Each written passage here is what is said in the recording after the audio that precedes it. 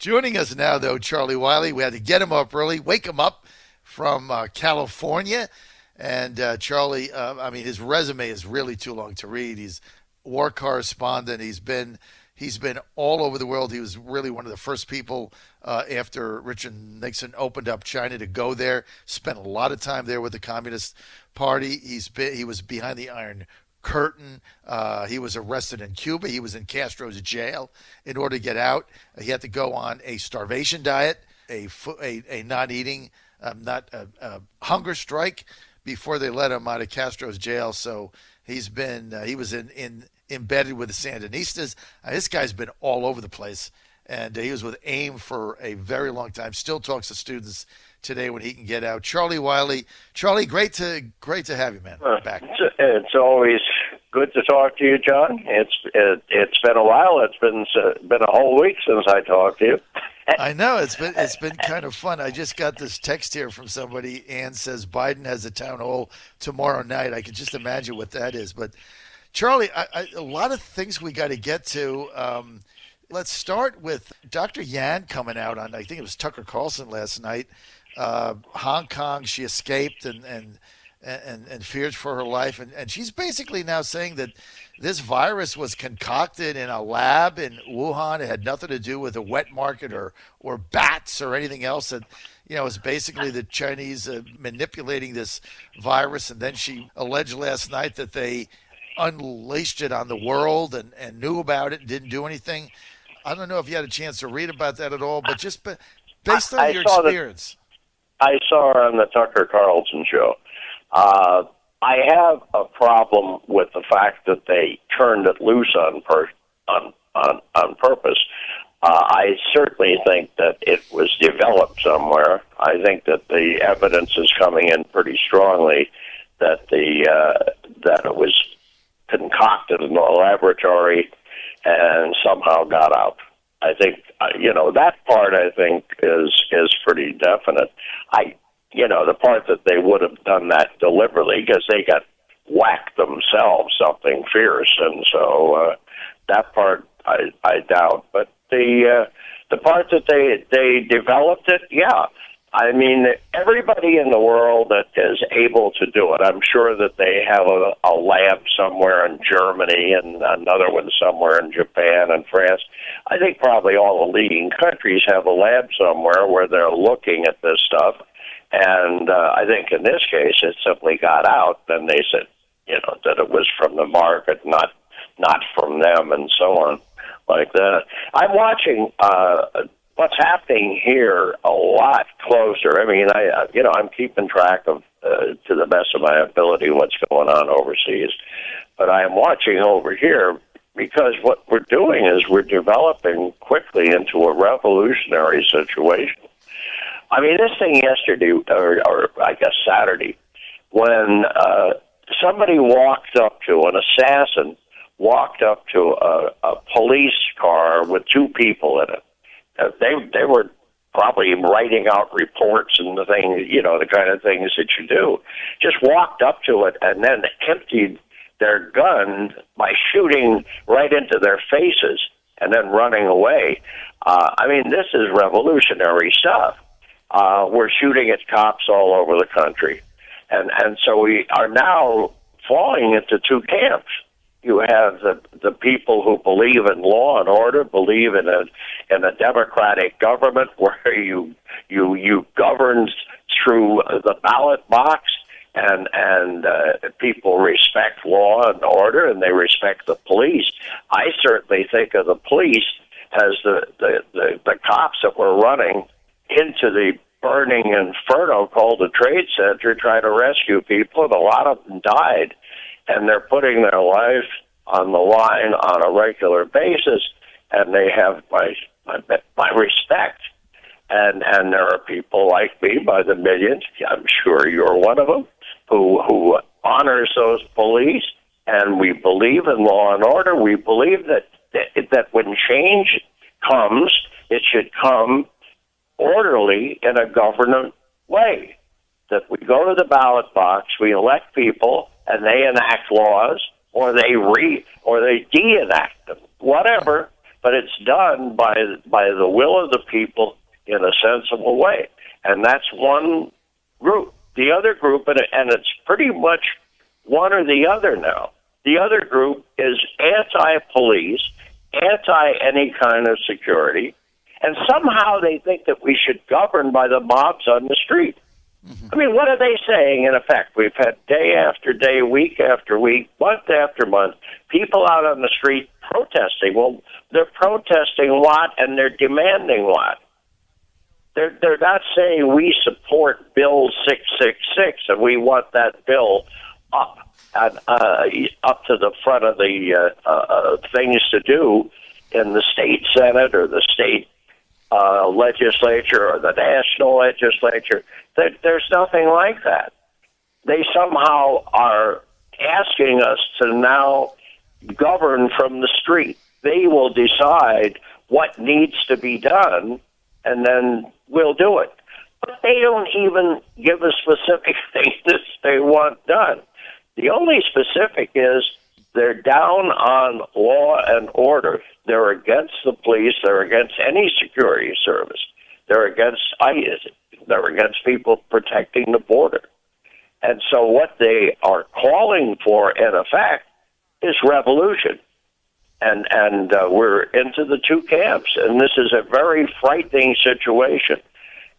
When you think about it, doesn't this all sound familiar, where mobs on the street are changing what the government is doing, changing the government, changing the people in charge? That's exactly the way it was done in Nazi Germany. That's the way it was done in Russia. That's the way it was done in China. That's the way it was done in fascist Italy. The mobs hit the street, and they start to govern from there. And we have people that are supportive. And then we have the people who are afraid to speak out, or they gingerly come out and say, well, I'm against violence by anybody and, meaningless stuff. We've got to come to grips with where we are. We're not into revolution yet, but we are certainly on the fringes of revolution. The horrific scene on video of these cops being assassinated and shot in the face and just left there to bleed, only made worse by the videos of those dancing and celebrating the shooting as blood was dripping down, and then putting that out on social media, then blocking the entrance to the hospital emergency room, so the police officers who have families who are dying, bleeding to death, wouldn't let him in, and then chanting "Die cops, die." I mean, when you're talking about what you're doing right now, and you see those videos, you just wonder about the rot that has gone on in America. I mean, like what? I mean, look, I grew up during the '60s protest, right? I mean, you were there. You were an adult. I was a teenager, and I remember my father taking me. Sam taking me to Central Park for this huge anti-Vietnam rally.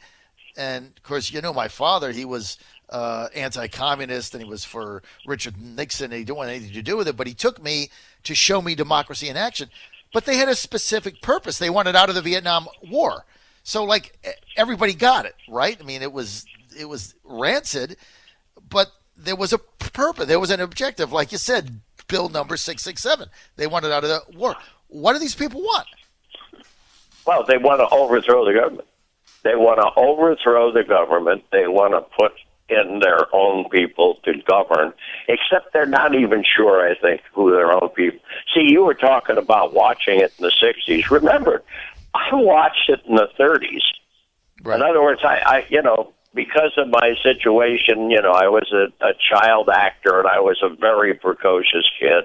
And believe it or not, by the time I was 10 years old, I was following the world news and politics and everything else. I mean, I remember when the Nazis were out on the streets and marching with their flags and so on. I remember the Italians doing that. I mean, I don't remember the actual overthrow in Italy, but I remember what it was like after that when Mussolini was making his speeches and so on. I remember when Stalin Russia was at its height, and I really remember from the mid '30s and until I was born, in 1926. Calvin Coolidge was the president when I was born, and so I've seen it all. I've seen it happen, and there's no question that we are, as a nation, we are in a pre-revolutionary mode right now. And unless somebody gets control of this very quickly, you are going to see a real revolution. By the way, Senator Markey, a man that should know better. The man has been around for years. He's not some young person that just came on the scene. He's coming out in favor of these people. And when you talk about football, I mean sports in general, but especially now the NFL, that is an outrage. Yep. John, I gave up sports or professional sports many, many years ago. I kept watching NFL. I watched football, but insofar as the other sports, I just simply have had nothing to do with them. And the reason is because they don't give a damn about you. And when I gave up watching my Giants baseball team, we're talking now in the 1950s. When I was a little kid, I lived and died with the New York Giants baseball team. And after I came home from World War II, I was still a fan. I mean, I didn't have the kind of time that I did when I was a little kid to know every player and his background. But I still watched a game. I looked at the box scores every night and so on. Mm-hmm. And then one day a guy came on the radio and said, there's no more New York Giants. They've just been moved across the continent. Now they're playing for people in California. And then a few weeks later, they came on with the same message about the Dodgers. There's no more Brooklyn Dodgers. They just moved them across the continent, and now they're playing for people. And you know what? When that happened, I said to myself, what? This is not a sport, it's a business, and they don't give a damn about the people. They give a damn about where they can go to make money, and the players are just making more and more money. I have not gone to a major league game since 1950. I guess it was 57. That was the Polo Grounds. Yep, when they played at the Polo Grounds. And I just have had nothing to do with them. I could not give you the name of a single person in the major leagues today, because once they moved those teams, and I watched them. Now they've added politics, but even up till now, you move a team from one city to another, and all the fans who have spent all that money, they've got the jerseys, they've got the shoes, they've got the caps, hundreds and hundreds of dollars. And they bought tickets to games that cost them hundreds of dollars. And then you turn around and walk away from them and say, hey, we're going to move to another city because we can make more money there. And, oh, yeah, we'll give some guy a contract for $40 million because he can throw a football 55 yards. Or he can catch one after the other guy threw it to me. And we're talking about $40 million. I guess they just gave one of these guys a contract for $250 million. And the average guy out there has to turn in his 101K to get enough money to take his family to a game. Now, look, I get you. And your now we get a political message with every play. We got some guy with a name on his sneakers, another guy has got it on his cap, and now on both ends of the field we get another political message. I would drop it if I hope people are turning. Monday Night Football, which was on last night. Okay, Monday Night Football, which I used as a young man. You probably remember. I know you remember this. I used to come to your house on Felix Terrace. We used to hang out Monday night. We always watch Monday Night Football, and so I'm going back 50 years or something. But we would watch Monday Night Football with you and all your minions together of the team you were built when you were running for Congress. And and last night it was down. Both games were down 38% viewership. I mean, that's almost half. I mean, people are done with it. I turned it on. I'm a Titans fan. I turned it on for 3 minutes. I couldn't take it. I couldn't take the proceedings, the kneeling for the national anthem. I couldn't take it. I turned it off and went to bed. Down 38%. Charlie, I've only got 2 minutes, but you mentioned these riots. I got to tell you, there is a situation underfoot where the election is held November 3rd. There's no winner called, and then the mobs take to the streets demanding Biden be president, much like you said, following these other countries in the 30s. Mobs take over, and they just simply demand. They're not going to stop burning things down until Biden is installed. Is that a real scenario, or just something out of Star Wars that we're reading about? No, it's a real scenario. I mean, that's where you are. Just think about it. When the mobs are out there, when they take the center of the city and rename it and say this is the People's Republic of whatever, and that we're taking charge. And then the mayor withdrew the police so that they could have complete control of the area. Of course, that's possible. There's no question that it's possible. And I think that we have to get some people to wake up that still think that this is for real. Black Lives Matter is a Marxist organization. And here we have major companies pouring money into them, giving them all-out support, and now they have a national anthem for it. Just think of the meaning of having a separate anthem for one group of people in the population. And now are we a Hispanic national anthem, and then a white person's national anthem? I mean, this is a breakup of the country. When you have that kind of thing, you are really moving toward a total breakup of the country. That's the kind of thing that they have in Lebanon right now, in which the only way they can keep together at all is to have a legislature in which you have a percentage that are Christian, a percentage that are Shiite, a percentage that are this or that. It's outrage. All right, Charlie, we're out of time, but I tell you, we got to do this weekly. I've gotten so many texts here. Let me just read you a couple of them because I got to go. We're way over our time. Terry in Ashland says, God, I love his stories. Can we get him on every week at the same time so I can look forward to it? Scott in Williamsburg says, Charlie, spot on. I love this guy. So, Charlie, you're getting a lot of love. We got to have you on. We're going to have on you every week. Let's do Wednesday. It seems to work.